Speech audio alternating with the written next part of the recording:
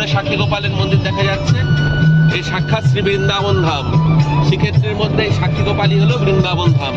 এখানে গাভী বৎস সর্বদা চড়ে বেড়ায় এবং এখানে সাক্ষী লেখাতে হয়, ভগবানের কাছে সাক্ষী গিয়ে পৌঁছায়। তখন গোলকে গেলে বলবে যে এরা সাক্ষী দিয়েছে। হরে কৃষ্ণ।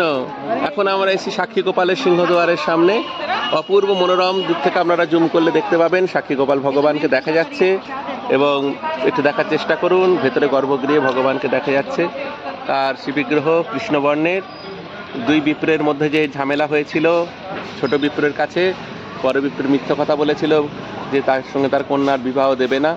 ভগবান বৃন্দাবন থেকে এসছেন এখানে, সেখানে সাক্ষী দিয়েছিলেন এবং অদ্যাপিও এখানে সাক্ষী দিলে গোলক বৃন্দাবনে সাক্ষী পড়ে।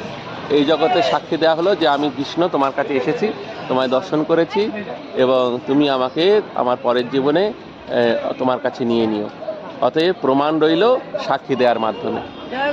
আমরা জগতে অনেককে সাক্ষী করি, কেউ সে সাক্ষী বজায় রাখে না। সবাই সুযোগ সন্ধানী, প্রত্যেকে সুযোগ নেয়, কিন্তু স্বার্থ ফুরালে প্রত্যেকে সাক্ষী রাখে না। কিন্তু জগৎবল্লভ কৃষ্ণ তার নিঃস্বার্থ, তার কাছে সমস্ত সাক্ষী আমরা দিয়ে থাকলে সেই সাক্ষী পূর্ণ হয়।